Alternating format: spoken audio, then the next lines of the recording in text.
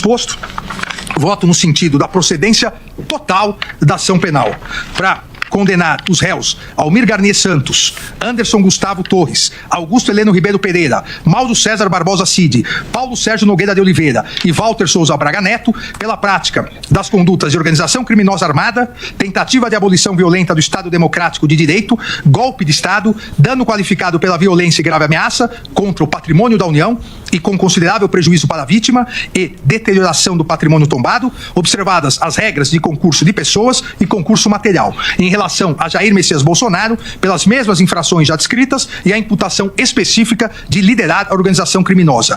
E condena o réu Alexandre Rodrigues Ramagem pela prática das condutas de organização criminosa armada, tentativa de abolição violenta no Estado Democrático de Direito e golpe de Estado, deixando de analisar as condutas cuja ação penal foi suspensa pela resolução número 18/2025 da Câmara dos Deputados. É o voto, senhor presidente. Tá? Eu vou entrar aqui nos detalhes porque esse momento histórico, o que a gente está assistindo. Vamos lá, novamente. Diante de todo exposto, voto no sentido da procedência total da ação penal para condenar os réus Almir Garnier Santos, Anderson Gustavo Torres, Augusto Heleno Ribeiro Pereira, Mauro César Barbosa Cid, Paulo Sérgio Nogueira de Oliveira e Walter Souza Braga Neto pela prática das condutas de organização criminosa armada, tentativa de abolição violenta do Estado Democrático de Direito, golpe de Estado, dano qualificado pela violência e grave ameaça contra o patrimônio da União e com considerável prejuízo para a vítima e deterioração do patrimônio tombado, observadas as regras de concurso de pessoas e concurso material, em relação a Jair Messias Bolsonaro pelas mesmas infrações já descritas e a imputação específica de liderar a organização criminosa. E condena o réu Alexandre Rodrigues Ramagem pela prática das condutas de organização criminosa armada, tentativa de abolição violenta no Estado Democrático de Direito e golpe de Estado, deixando de analisar as condutas cuja ação penal foi suspensa pela resolução número 18/2025 da Câmara. Tá aqui, meus amigos, esse aqui é o voto do Alexandre de Moraes. E por que eu falo? Mas ele tá porque esse voto será acompanhado pelos demais membros. Talvez a gente veja algo diferente do Fux, talvez alguma coisa diferente do André Mendonça, mas os demais pares vão acompanhar. E com base nisso, o Alexandre de Moraes terá obtido a grande vitória política. Eu não diria jurídica, porque em termos jurídicos isso aí vai ser questionado para sempre, tá? Mas em termos políticos é uma vitória política do grupo dele sobre Jair Bolsonaro e sobre o bloco de senhores de idade e malucos que ao redor de Bolsonaro nos anos que acompanharam a presidência da República tentaram, e isso precisa ser dito, eles tentaram, e as provas são muito fartas, uma série de ações de modo a concentrar o poder na mão do Jair Bolsonaro, tomar de assalto o Tribunal Superior Eleitoral, impor através dessa tomada uma queda das eleições de 2022 e com base nisso supostamente organizar novas eleições no ano seguinte, mantendo no poder quem já estava assim eleito, tá?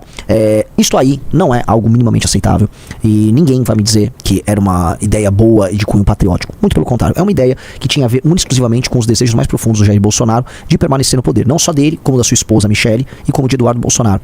Esse grupo político, um grupo de aloprados total e completo, formado por aloprados. Esse grupo, ele planejou alguns ataques mais ridículos que a gente possa imaginar. O plano Punhal Verde e Amarelo é uma das coisas mais patéticas que eu já vi.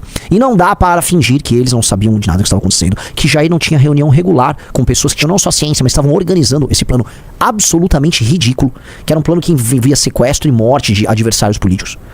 Não dá pra falar que Bolsonaro não teve reuniões por mais de 13, 14 ou 15 vezes com generais após perder uma eleição, e não eram qualquer generais, eram comandantes das Forças Armadas, e que esses mesmos comandantes das Forças Armadas, né, não tivessem tido, vamos dizer, sua presença rastreada em diversos prédios públicos que estavam com Jair Bolsonaro naquele instante, exatamente no momento em que as reuniões foram mencionadas.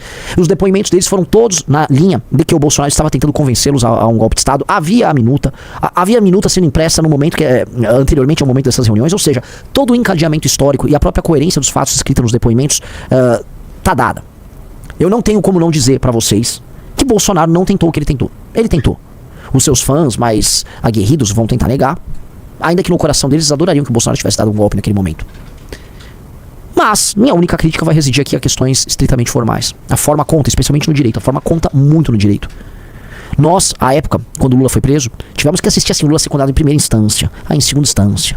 Aí depois vai lá, eu nem sei se ele chegou a passar pelo STJ, mas ele foi parar, teve habeas corpus no STF, passou pelo STJ, então primeira instância, segunda instância, STJ ainda foi para STF. Definitivamente o caso do Lula é um caso único e não tem como o Lula reclamar de cerceamento de defesa, ou quando ele fala de, não tive provas, fui preso sem provas. Então era conversa mole. Tá. No caso do Bolsonaro, ele terá uma série de reclamações formais.